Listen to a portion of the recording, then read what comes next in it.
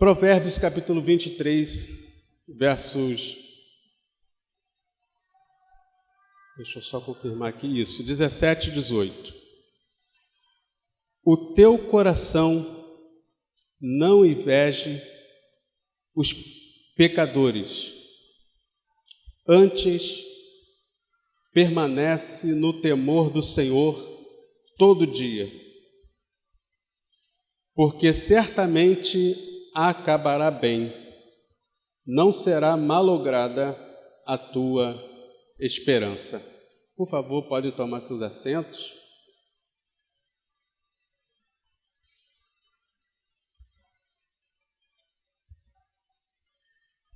E aprove o Senhor que hoje a juventude que está presente aqui participe conosco, porque de fato, embora o texto seja voltado para orientação, para ajudar, para auxiliar os pais, avós, enfim, os irmãos que têm influência sobre crianças, adolescentes e jovens, mas também é importante que os próprios jovens também, os adolescentes, estejam atentos ao que será ministrado nessa manhã, uma vez que ele é aplicado a toda a faixa etária.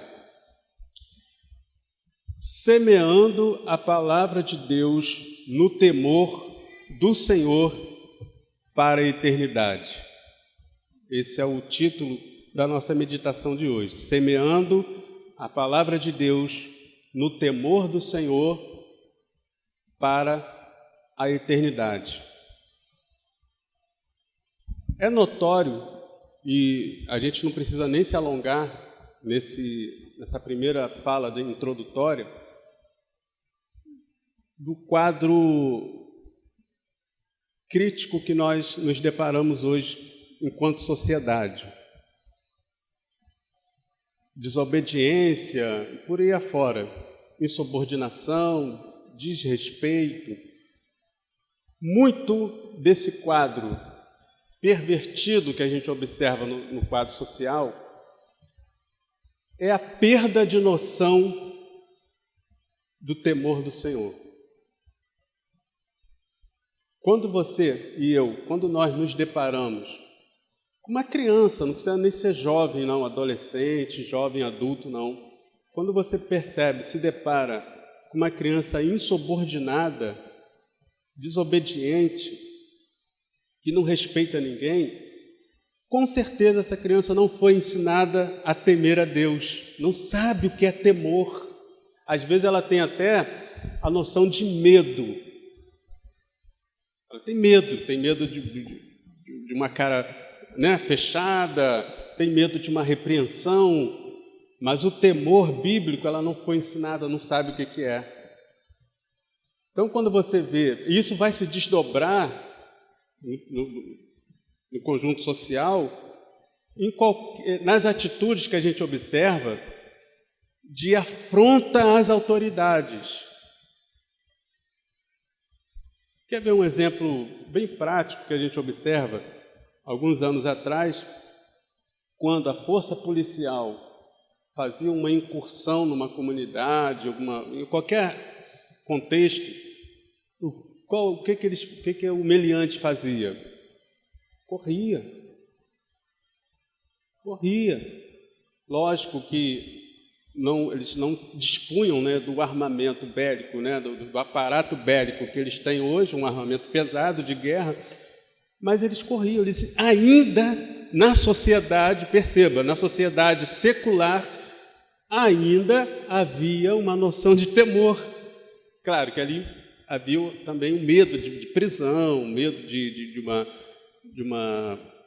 óbito, mas ainda tinha essa noção. Hoje em dia, quando há uma incursão, quando há uma repressão policial da força de segurança do Estado, eles enfrentam. Não tem mais aquela coisa de respeitar uma autoridade, de reconhecer, talvez esse seja o termo, de reconhecer uma autoridade. Quando há perda de noção, quando se perde essa noção de reconhecimento de autoridade, nesse contexto de perda, onde não se reconhece a autoridade, pode ter certeza que não se fala em temor do Senhor. Por isso nós estamos trafegando nessa jornada de semear a palavra de Deus, e aqui a gente tem pincelado, temos mostrado alguns caminhos, e um desses caminhos é ensinar o temor do Senhor. Agora, a gente cria, a gente educa para essa vida, irmão, somente? Sim ou não? A gente educa para a eternidade, a gente cria para a eternidade. É muito importante a gente encaminhar na vida, orientar, mostrar caminhos. Olha, vai por aqui, vai por ali, isso aqui não está legal, atenta para isso. Você vai apontando caminhos para que ele viva da melhor maneira possível aqui, ok. Mas é bom a gente sempre ter em vista, e aqui vale para os adolescentes que estão ouvindo, que a nossa vida aqui, ela tem um destino, ela tem um norte. Estamos caminhando para a eternidade. Com Deus ou sem Deus, estamos indo para a eternidade. E a instrução bíblica, ela visa educar para a eternidade com Deus. Amém? É isso que nós fazemos. É isso que nós ministramos nas nossas casas. Instrução bíblica, ensinamento bíblico para a eternidade com Deus. Amém? Se nós estamos fazendo isso com maestria, se nós estamos fazendo isso com educação, com dedicação, nós estamos cumprindo nossos papéis de pais. Educar para a eternidade. Então, quando nós falamos de temor do Senhor na nossa casa, quando você entende, jovem, adolescente e todos nós, quando nós entendemos que existe um Deus santo, que não tolera o pecado, ama o pecador, mas ele não tolera, ele não convive com o pecado, ele não tem comunhão com o pecado. Entendemos que existe um Deus justo, que não vai deixar esse pecado impune. A gente ensina sobre o temor, sobre temer a Deus. Por isso que é importante a gente enfatizar isso na nossa ministração, na nossa casa. Porque quando se perde essa noção de que existe um Deus, de que nós estamos caminhando para a eternidade, se perde a noção de temor, aí não respeita mais ninguém. Responde mãe, responde pai, responde professor, responde irmão da igreja. Não respeita mais ninguém, não respeita a lei, não respeita nada. É aquele jovem que pega um carro e acha que ele é o dono do mundo. Atropela pessoas, infringe leis de trânsito, não respeita nada, não respeita a lei. Ele não tem noção de temor de Deus. Peca e não se arrepende. A gente vai falar disso mais à frente. Por isso, nós como pais, aqui é um conselho para os filhos. O teu coração não inveje os pecadores, antes permaneça no temor do Senhor todo dia. Fala de constância, de perseverança, não vai, é temer continuamente. É uma vida de temor. É interessante a gente fazer algumas considerações a respeito do tema da educação familiar aqui no livro de Provérbios. Eu tenho pelo menos aqui 4 considerações a fazer. A educação em Provérbios, diferentemente de outras culturas antigas, como egípcia e grega, ela tem uma característica, uma especificidade.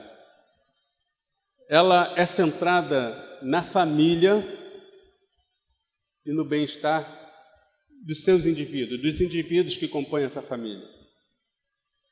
Diferentemente da grega, por exemplo, que é centrada no ginásio, na polis, você é educado para para fora, para você ser um bom cidadão.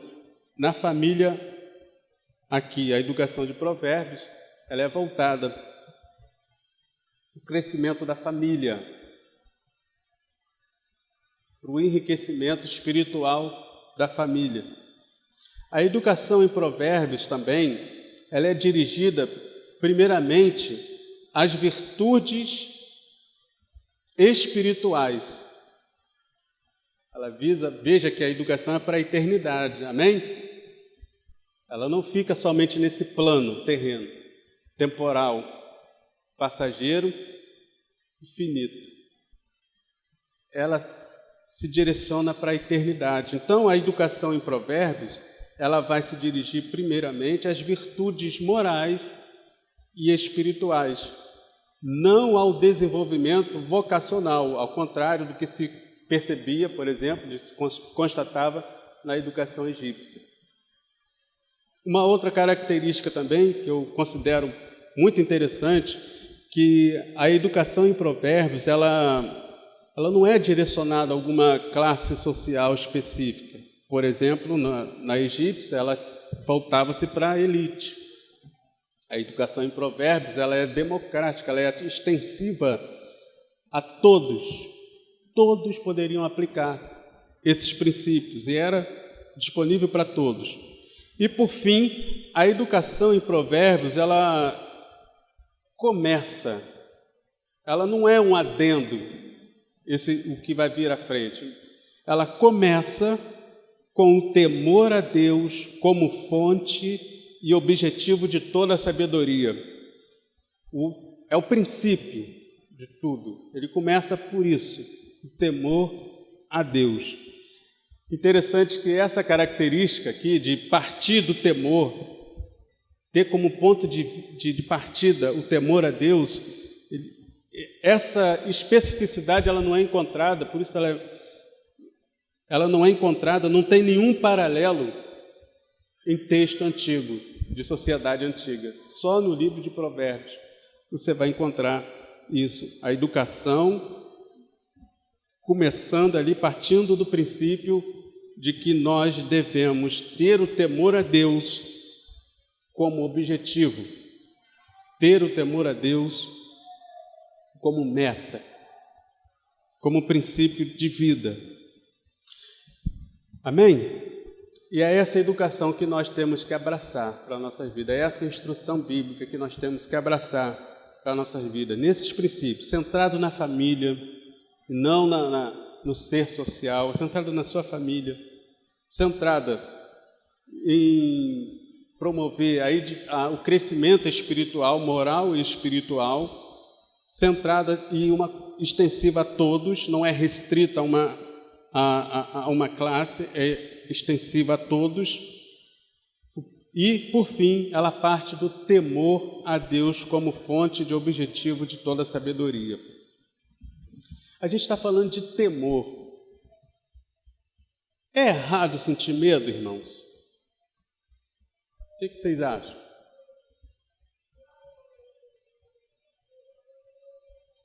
Não, né?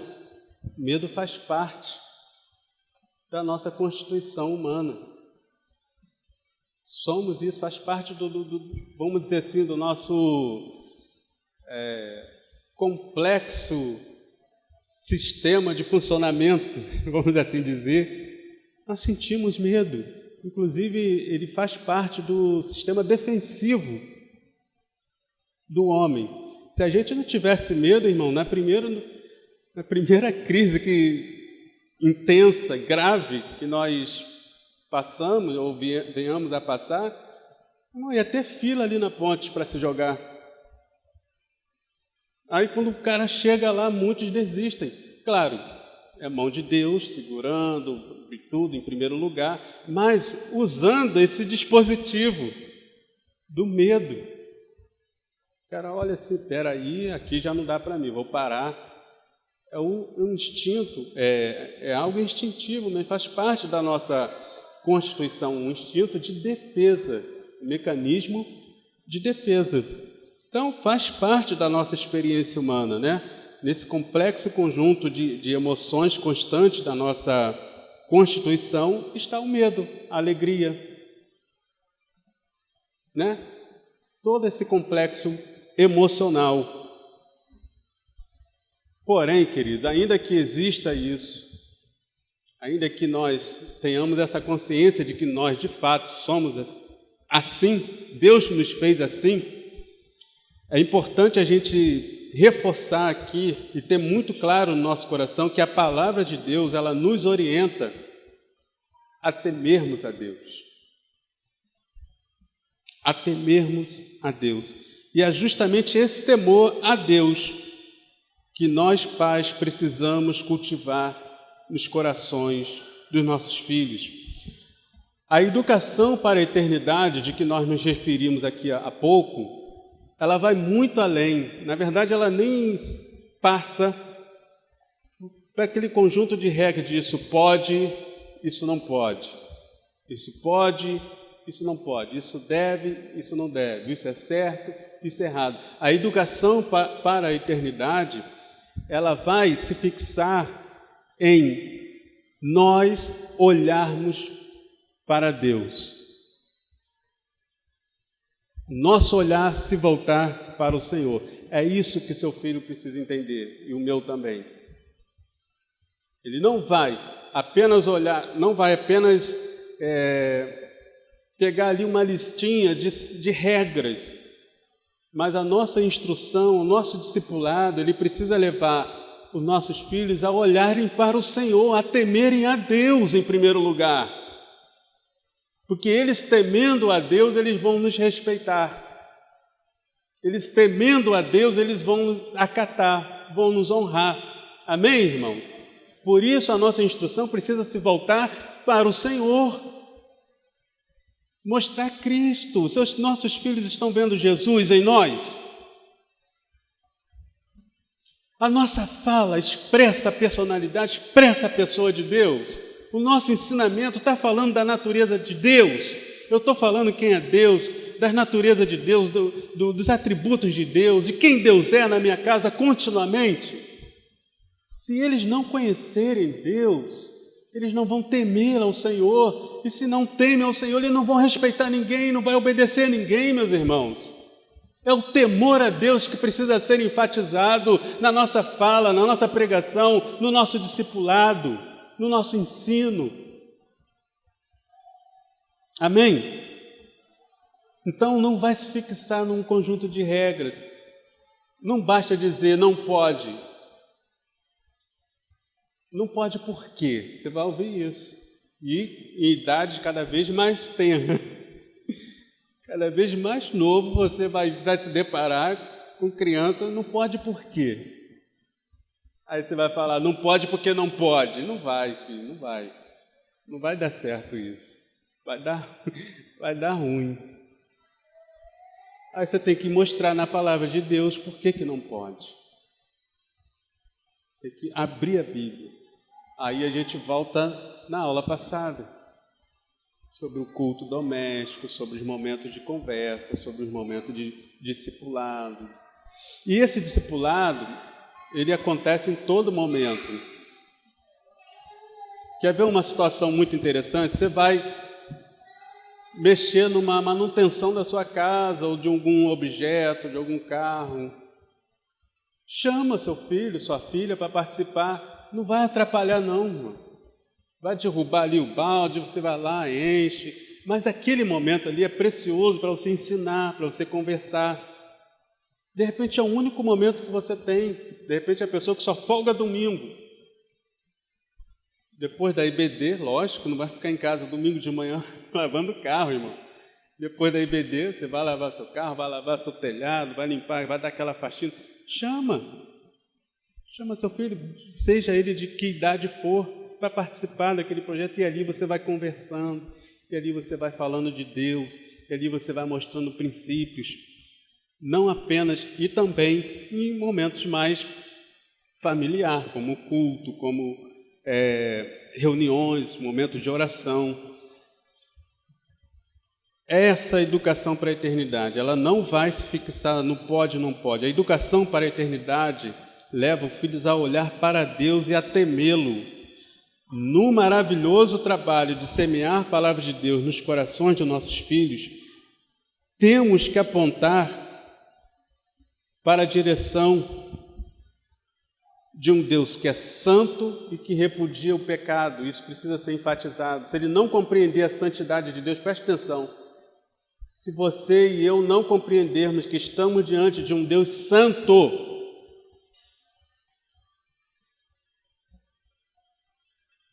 sabe, o pecado vai se tornar normal.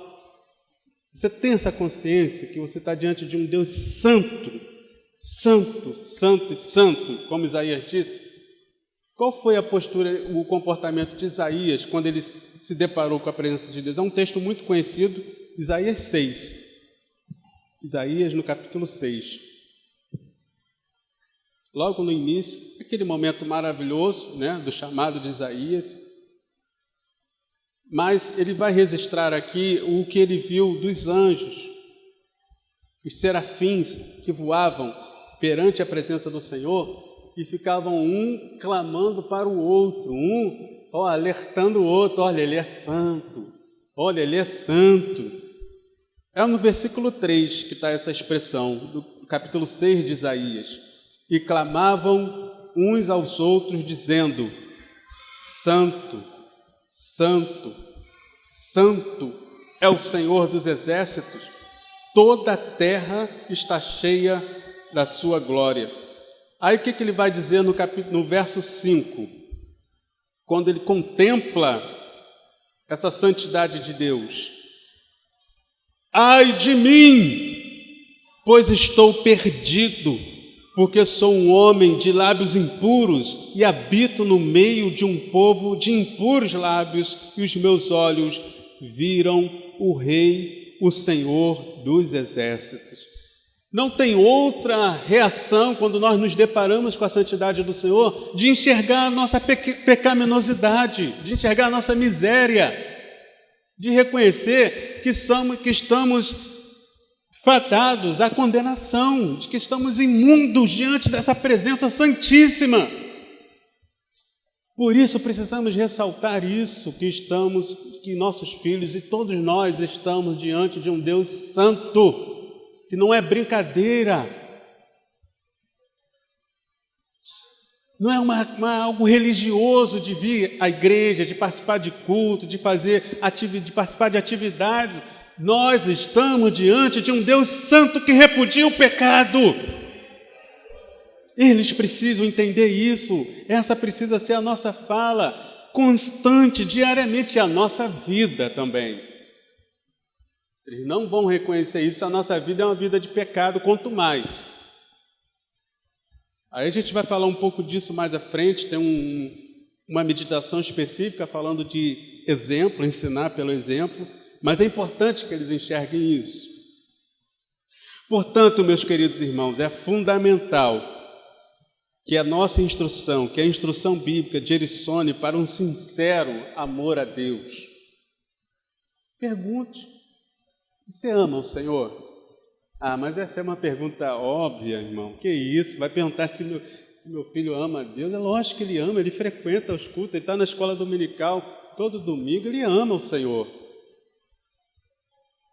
Pergunte, nós sabemos as evidências de que era amar a Deus, guardar os seus mandamentos.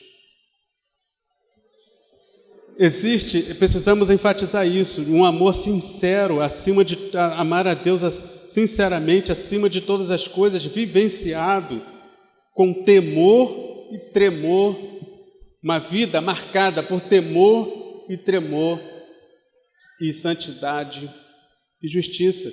Enquanto vivem neste mundo, enquanto eles estiverem nessa peregrinação, enquanto vocês e nós estivermos nessa peregrinação, temos que viver para a glória de Deus. Enfatizar isso, que estão diante de um Deus santo, de um Deus justo, e que a vida deles precisa ser para a glória de Deus. O temor, ele vai partir disso. Não é ter medo de ir para o inferno. Amém? Mas é temer a Deus, que é santo, Por isso ele vai se desviar do pecado. É entender que a minha vida e a sua vida tem que ser vivida para a glória de Deus. Ou seja, antes dele tomar uma decisão, antes mesmo dele te perguntar se pode ou não fazer alguma coisa, ele, com esse entendimento que a vida dele tem que ser para a glória de Deus, ele já vai pensar por si próprio: o que eu vou fazer para glorificar a Deus? Percebe, irmão, a diferença? Você não precisa estar ali regulando. Às vezes precisa sim de uma regulação, tá, irmão? E todos nós somos assim, somos sem limite. Precisa sim de uma regulação em determinado momento. Tem hora que você vai desligar o Wi-Fi, tem hora que você vai falar: opa, parou, a televisão chega. Tem hora que você: opa, está na hora do culto, vamos embora. Você vai regular, precisa regular, senão não tem jeito. Faz parte desse processo de maturação das crianças. Tem hora que você vai negociar ali o uso dos equipamentos, vai negociar o tempo, como que vai usar. Isso faz parte do processo. Mas se ele entender, ou ela, que nossa vida tem que ser vivida para a glória de Deus, irmão, 99% dos nossos problemas estão resolvidos. Ele não vai nem te perguntar se pode. Isso aqui não vai glorificar a Deus. Não vou fazer. E ponto. Depois ele ainda vai testemunhar isso para você. Papai, mamãe, recebi um convite para participar de uma festa. Não fui, porque tomei a decisão de imediatamente responder que não ia, porque eu tinha plena convicção que aquele ambiente, o que está acontecendo ali, não ia glorificar a Deus, decidi não ir. Que maravilha! Não vai trazer alegria para o pai, para a mãe? Lembra que nós falamos disso, que as decisões sábias alegram os corações dos pais? Nesse momento você vai abraçar seu filho, vai glorificar a Deus e vão exaltar ao Senhor por isso. Amém, queridos irmãos? Então, enquanto vivem nesse mundo, eles precisam entender que a vida deles é para a glória de Deus. A nossa vida é para a glória de Deus. O temor vem daí. Eles devem confiadamente perseverar na palavra de Deus, aguardando o prometido dia em que estaremos eternamente com o Senhor. Por isso que é uma educação para a eternidade, é uma instrução para a eternidade. E a cada dia você fomentar isso, você reforçar isso. Nós estamos indo para Canaã celestial, nós estamos indo para a nossa pátria, nós estamos indo para estar eternamente com o Senhor. Isso tudo aqui vai passar. Nós somos peregrinos nessa terra. Esse ensino precisa ser constante, diariamente, irmãos. Amém? Então, essa deve ser a nossa instrução bíblica, no sentido de trazer o temor a Deus. De trazer o temor a Deus. Tem algumas passagens que vão falar a respeito disso. Mateus 10, 28, por exemplo, o próprio Jesus vai tratar dessa questão, onde ele vai dizer: não temais os homens que matam o corpo e não podem matar a alma. Temei antes aquele que pode fazer perecer no inferno a alma e o corpo. Isaías também vai falar algo muito enriquecedor a respeito disso. Isaías, no capítulo 8, no verso 13, onde está registrado da seguinte forma: ao Senhor dos exércitos, a Ele santificai, e seja Ele o vosso temor, e seja Ele o vosso assombro. Numa outra versão,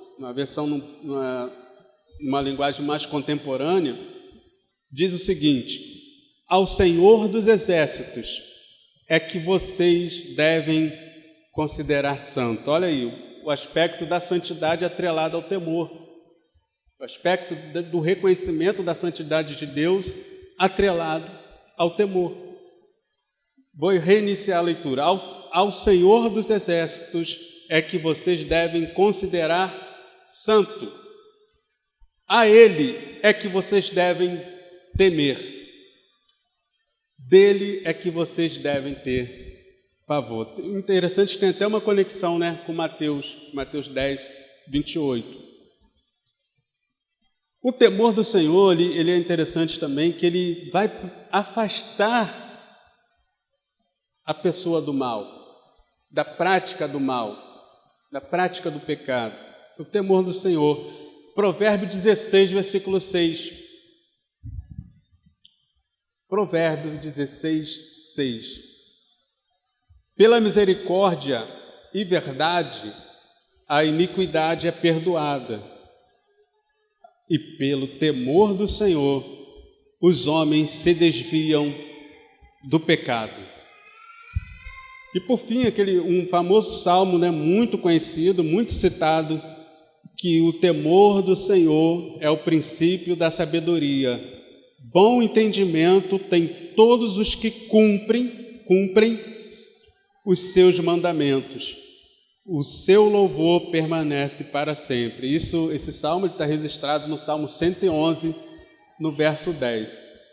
Mas vocês observaram que no nosso texto base tem uma problemática ali?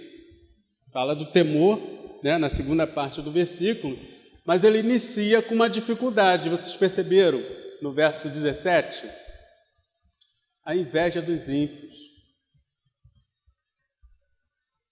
A inveja dos ímpios. Veja o que diz: o teu coração não inveje os pecadores. É um problema. No transcorrer desse processo, você vai estar ensinando, que teu filho vai estar sendo ministrado sobre andar nos caminhos do Senhor, sobre obedecer à lei de Deus. Ele vai se deparar com essa dificuldade. Nós nos deparamos, irmãos. O salmista se deparou, que nós vamos ver a seguir, de invejar o pecado. Aí ele vai parar assim, ele vai entrar em crise existencial. A gente precisa se colocar no lugar da criança, do adolescente. É uma crise existencial, irmão. Para a gente, você não acredita, você está em crise por causa disso. Para ele é uma crise existencial. Ele entra em parafusos. Senhor, o Senhor está mandando, meu pai está me orientando, meus pais estão me orientando. Na escola bíblica nós somos orientados a andar no temor do Senhor. E a minha vida é cheia de percalços, Senhor. Cheio de dificuldade. Olha lá, o meu colega lá, ímpio, a vida dele é mil maravilha. É o cara mais popular do colégio, né? É aquele cara que só anda bem, legal, e tudo dá certo para ele, todo mundo gosta dele. Já conheceu alguém assim, vocês? Já entraram nesse processo de crise? Acredito que sim, né? Todos nós passamos por esse período. Você olha, Senhor, o que está acontecendo? O salmista entrou em parafuso, ele olhou assim, o que está acontecendo, Senhor? Eu te sirvo, Então, nesse processo, irmão, é natural, ainda mais quando a criança é muito pequena, você fala assim para ela, olha só, você não vai, e isso a gente passou por isso, irmão, nós enquanto família. Você não vai levar celular para a igreja. Brinquedo, vou pegar mais leve. Brinquedo. Não vai levar brinquedo para a igreja. Rapaz, chegava no culto, parece que uma coisa assim, predestinada. Sentava na nossa frente, irmão, uma família, a criança. Eu falei, Jesus, tem misericórdia. Aí só vi os olhinhos deles assim, tudo brilhando, querendo brincar. Mas isso dentro da igreja, irmão. Eu nem citei um exemplo de fora, mas acontece. Aí ele deve se perguntar, por que ele pode e eu não posso? Agora você imagina lá fora. Você vai falar assim, você não vai usar substâncias alcoólica, você não vai beber, você não vai usar droga, você não vai se envolver com nenhum tipo de droga lícita ou ilícita. Isso é pecado. Isso afronta a santidade de Deus. Você não vai usar palavras torpes. Isso afronta a santidade de Deus. Você não vai. Aí chega no colégio, na faculdade, no trabalho, A pessoa mais popular, todo mundo gosta, os professores carregam no colo, é um blasfemo, um pecador, quanto mais. Aí ele olha, Senhor, dá tudo certo para ele, passa de ano, falta o ano todo, chega no final do ano, passa. Se bem que assim, isso está normal no sistema público do Brasil. Os pedagogos aí que me perdoem, mas é isso que está acontecendo.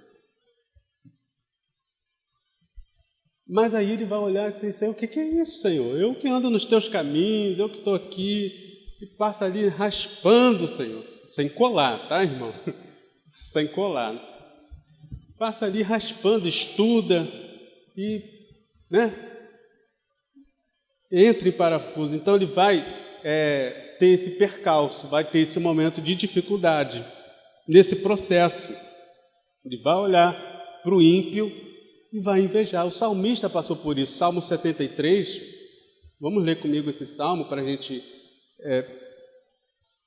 você já conhece, né? Mas vamos relembrar esse salmo em que o salmista passou por esse momento dramático na sua vida.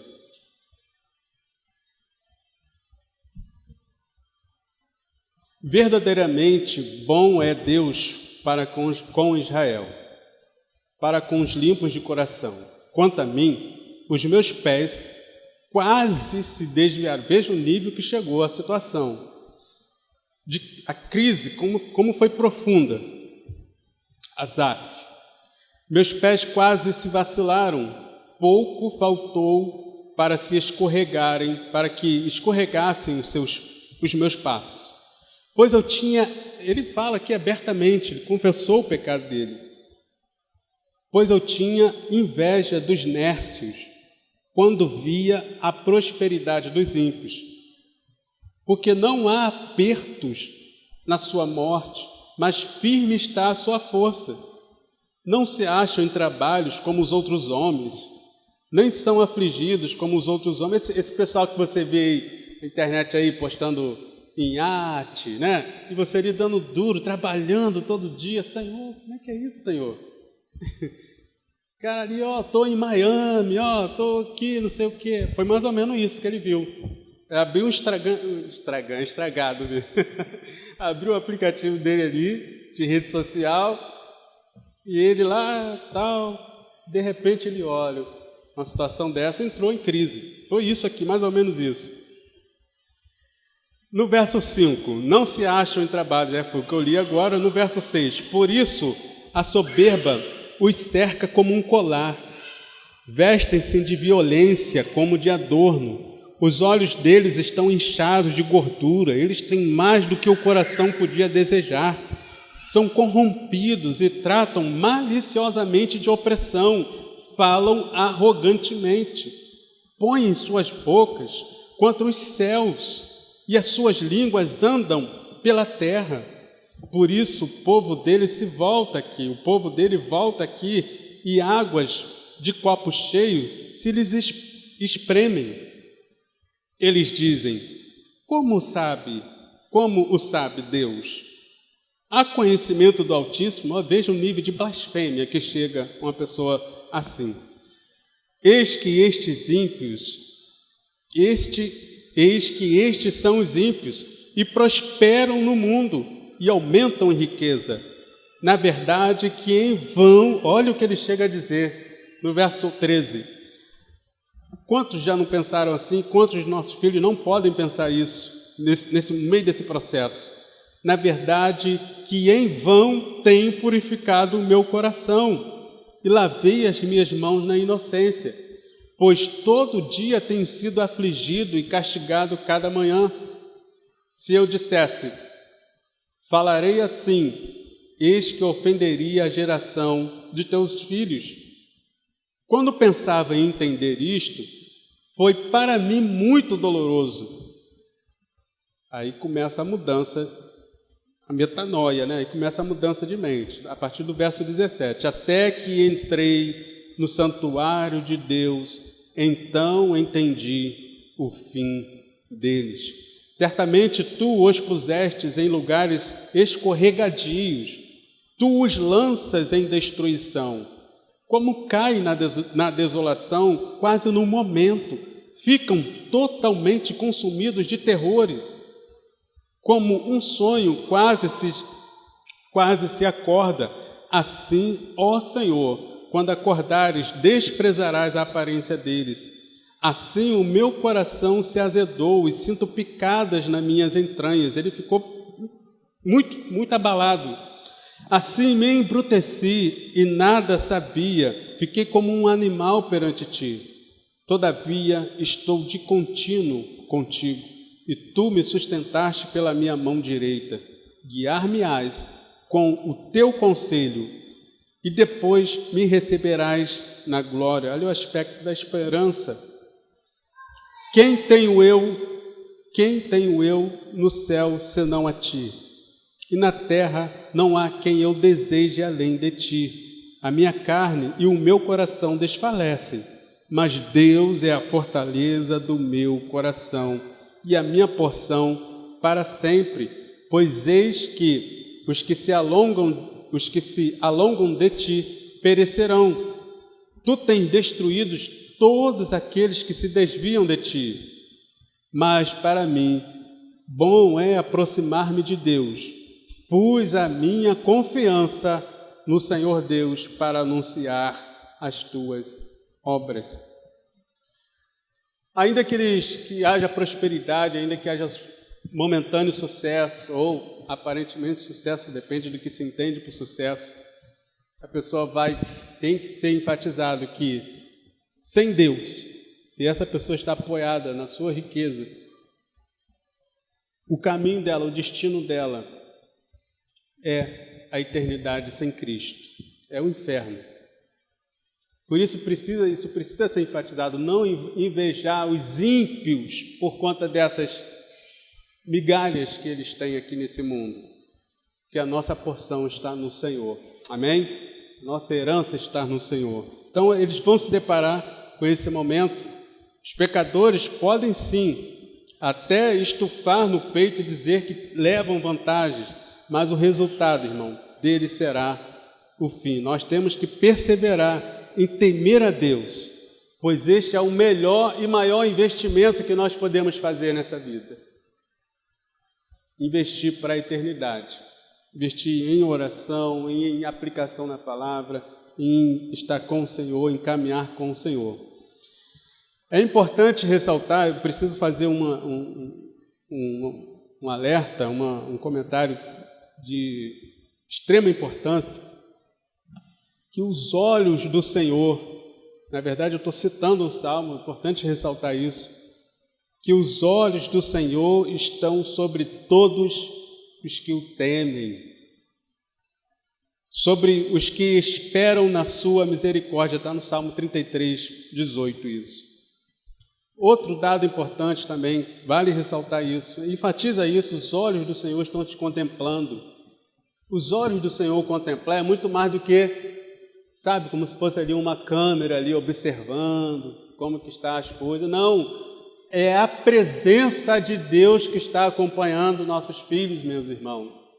Por isso falar com eles, irmão, tema ao Senhor, porque Deus está contigo, Ele não está te vendo de um céu lá distante, não, Ele está com você, aonde quer que você for, Ele está com você, os olhos do Senhor estão com você, ou seja, a presença de Deus vai contigo. Isso é importante ressaltar, que o Senhor se agrada dos que o temem e dos que esperam na sua misericórdia. O Senhor se agrada disso. Salmo 147, 11. Portanto, para a gente já caminhar para o final dessa meditação, existem 3 passos que eu queria enfatizar aqui com vocês, para a gente semear a palavra do Senhor, trazendo o temor de Deus, temor ao Senhor, com a expectativa na eternidade. Provérbios 28, 13 e 14, ele vai dizer o seguinte, Provérbios 28, 13 e 14.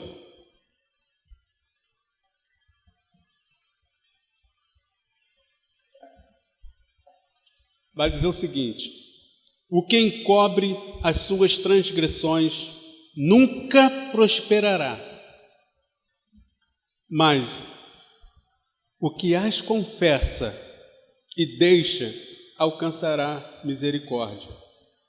Bem-aventurado o homem que continuamente teme, mas o que endurece o seu coração cairá no mal. O que a gente pega aqui de primeiro passo importante para a gente semear, para a gente enfatizar o temor a Deus? A confissão de pecados. Estimular, falar disso. E precisamos confessar nossos pecados. Nós vimos aqui, o que encobre as suas transgressões nunca prosperará, mas o que as confessa deixará. Confessar: pai, mãe, pequei contra ti, pequei contra o céu, como diz lá o personagem da parábola. Pequei contra ti, contra os céus, e contra ti. Pequei contra Deus. Todo pecado é contra Deus. Todo. Seja ele uma rebeldia, está pecando contra os pais, contra Deus. Então, estimular isso, a confissão de pecados. Precisamos criar esse ambiente de confissão.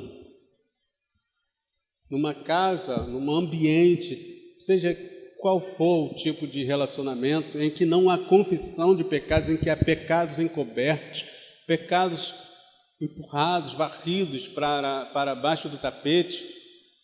É uma casa onde não há a presença de Deus, pode-se dizer isso. A presença de Deus nos constrange, irmãos. Veja que quando Isaías se deparou com a santidade de Deus, com a presença de Deus, que viu a glória de Deus e confessou o seu pecado. Vimos também há pouco que os olhos do Senhor estão sobre nós, que a presença do Senhor está conosco. Então precisamos criar esse ambiente de confissão, estimulá-los a falar sobre as suas fraquezas, sobre as suas dificuldades. Veja o que diz também no Salmo 130, do verso 3 a 5. Salmo 130, do verso 3 a 5. Se tu, Senhor, observares as iniquidades, Senhor, quem subsistirá? Se Deus for levar, olha só, o salmista está falando isso, se o Senhor observar o que nós praticamos, quem vai subsistir diante da presença do Senhor? Mas olha o que diz o verso 4, que isso precisa ser enfatizado, irmão. Por isso que não é aquele medo aterrorizante, mas é um temor de reverência, de respeito, de reconhecimento da soberania e da santidade de Deus. Olha o verso 4. Mas contigo está o perdão, glória a Deus, para que sejas temido. Amém? O verso 5, aguardo ao Senhor a minha alma, e guarda, e espero na sua palavra.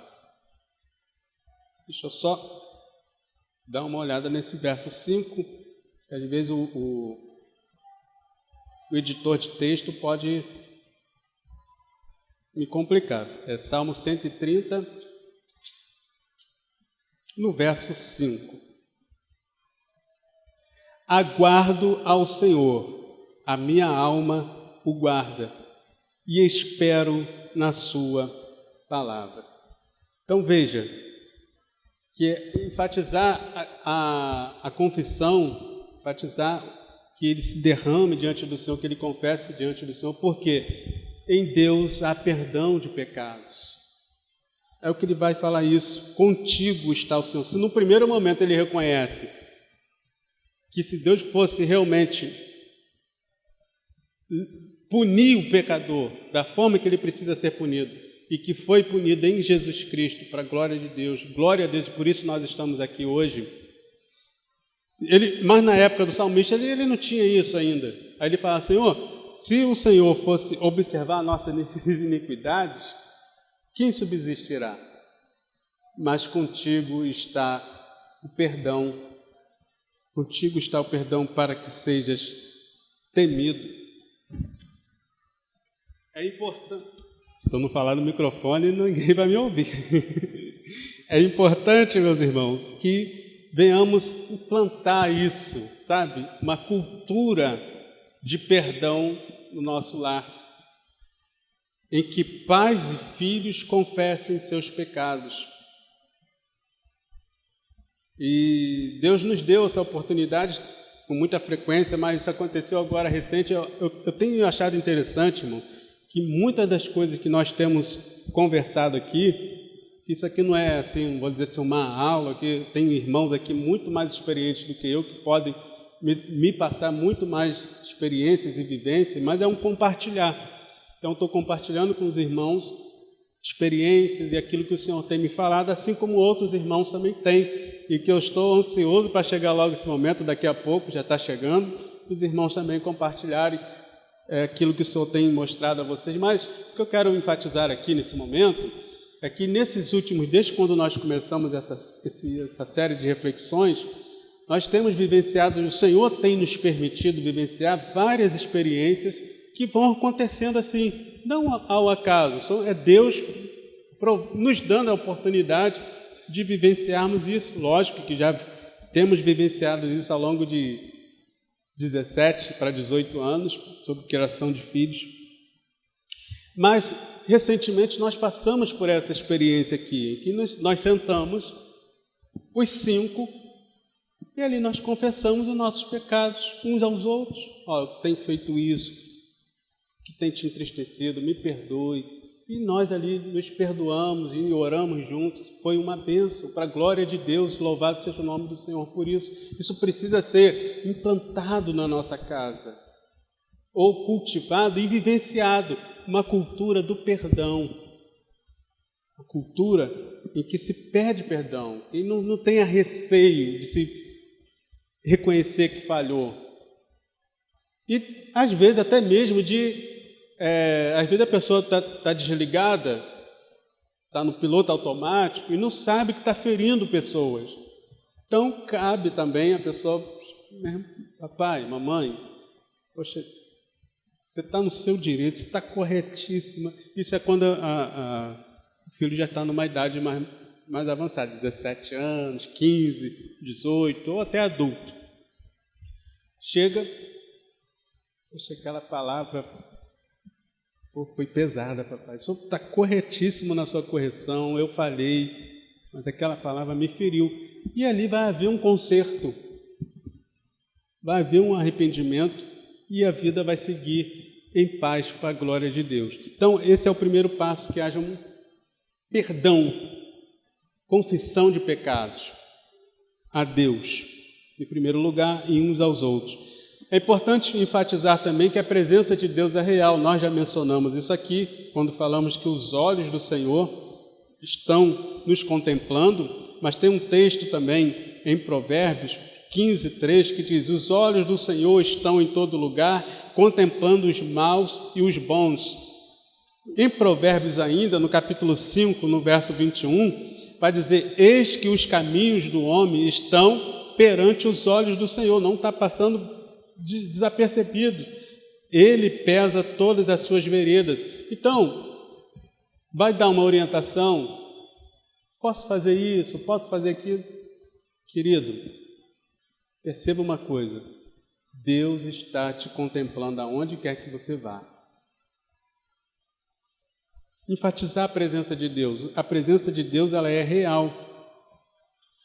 1 João, lá, no finalzinho do Novo Testamento, primeira epístola de João, no capítulo 1, no versículo 3, ele vai dizer o seguinte: o que vimos e ouvimos, isso vos anunciamos, para que também tenhais comunhão conosco. E a nossa comunhão é com o Pai, e com o Filho, e com o seu Filho Jesus Cristo. Lembrar que essa presença de Deus diária, essa presença de Deus contínua na nossa vida, fala e reflete e evidencia que nós estamos em comunhão com Deus, e Ele está em comunhão com Deus, e que o pecado quebra essa comunhão. Amém, queridos? Então isso precisa ser enfatizado. Ele vai temer a Deus porque ele tem consciência de que ele está em comunhão com o Senhor, de que a presença de Deus é com ele e com ela, aonde quer que ela vá. e que a quebra de qualquer que seja de alguma ordenança do Senhor vai romper com essa comunhão. Mas é importante salientar que essa comunhão ela só se faz possível mediante o sangue purificador de Jesus. Amém? Só temos comunhão com o Pai, porque o Senhor Jesus nos redimiu, nos resgatou e nos purificou com o seu sangue puro e carmesim. Isso está lá em 1 João, de capítulo 1, no verso 7. Se você quiser acompanhar, 1 João, no capítulo 1, no verso 7, que diz assim: mas se andarmos na luz, como Ele na luz está, temos comunhão uns com os outros, e o sangue de Jesus Cristo, seu Filho, nos purifica de todo pecado. Tem uma passagem em Efésios também, que também deixa isso muito evidente, Efésios no capítulo 2, a partir do verso 13, vamos ler até o verso 18. Diz assim: mas agora em Cristo Jesus, vós que antes estáveis longe, já pelo sangue de Cristo chegastes perto. Então isso precisa ficar enfatizado, porque Ele é a nossa paz, o qual de ambos os povos fez um, e derrubando a parede de separação que estava no meio, na sua carne desfez a inimizade, isto é, a lei dos mandamentos, que consistia em ordenanças, para criar em si mesmo dos dois um novo homem, fazendo a paz, e pela cruz nos reconciliar ambos com Deus em um corpo, matando com ela as inimizades. E vindo ele, evangelizou a paz, e vós que estáveis longe, e aos que estavam perto, porque por ele ambos temos acesso ao Pai em um mesmo Espírito. Só mediante a Jesus nós temos acesso a essa comunhão. Então, enfatizar isso, que a presença de Deus é real, e em Cristo nós temos comunhão com o Pai e uns com os outros. Amém? E um terceiro e último ênfase que nós precisamos dar para semear o temor do Senhor na perspectiva de uma vida para a eternidade é viver para a glória de Deus. Enfatizar isso, filho, a sua vida é para a glória de Deus. Eu posso falar para eles aqui diretamente. A sua vida é para a glória de Deus. A sua vida é para a glória de Deus. Então pense no que você vai fazer. Isso, aí quando a criança é muito pequena, que você ainda não tem como você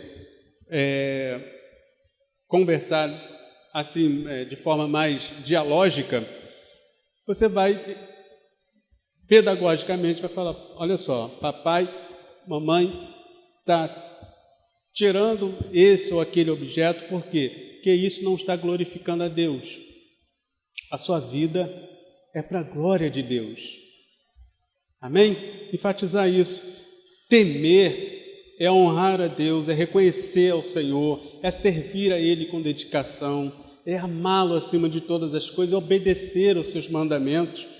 Tendo isso em vista, irmãos, o oposto do temor ao Senhor é o desprezo. Por isso, quando a pessoa vive, e nós eventualmente temos a possibilidade de assim o fazer, quando nós vivemos uma vida que não agrada a Deus, nós estamos desprezando ao Senhor. Quando nós não valorizamos a sua palavra, nós estamos desprezando ao Senhor. Isso é o oposto de temer a Deus. Isso está em Provérbios, no capítulo 14, no verso 2. O que anda na retidão teme ao Senhor, mas o que se desvia de seus caminhos o despreza. Então precisamos enfatizar isso, que para ele temer a Deus, ele precisa viver para a glória de Deus. Tem uma outra passagem também, essa está em Abacuque. O que uma vida que glorifica a Deus, como que ela se expressa. Abacuque expressou muito bem isso, está lá no finalzinho do capítulo 3, também uma passagem muitíssimo conhecida, a partir do verso 17, porque ainda que a figueira não floresça, nem haja fruto na vide, ainda que decepcione o produto da oliveira e os campos não produzam mantimento, ainda que as ovelhas da malhada sejam arrebatadas e nos currais não haja gado, todavia eu me alegrarei no Senhor, exultarei no Deus da minha salvação. O Senhor Deus é a minha força e fará os meus pés como as das servas, que me fará andar sobre as minhas alturas. Quem vive para a glória de Deus não olha para a circunstância, independente do quadro na sua vida, ele vai viver para a glória de Deus, ele vai viver para honrar o Senhor, ele vai louvar a Deus. Então, temer a Deus é reconhecer que Deus é soberano, que Deus cuida de todas as coisas, que Deus cuida de nós. Romanos, no capítulo 11, 36, vai dizer o seguinte: porque dele, por ele e para ele são todas as coisas. Glória, pois, a ele eternamente. Amém. Precisamos, como pais, avós, responsáveis, filhos, precisamos empreender todos os esforços possíveis para ensinarmos nossos filhos a temerem e a esperarem na palavra do Senhor, sempre lembrando que se há fôlego de vida em nós, se Deus tem nos dado vida, é para que vivamos para a glória de Deus. Amém? Então, eu quero concluir lendo um Provérbios com vocês e nós vamos orar logo em seguida. Provérbios capítulo 14, verso 26 e 27, que diz assim: no temor do Senhor há firme confiança, e ele será um refúgio para os seus filhos. O temor do Senhor é a fonte da vida, para desviar dos laços da morte. Então, que venhamos empregar todos os esforços para que nossos filhos temam a Deus e vivam para a glória de Deus para a eternidade. Amém? Quero convidar você a orar comigo.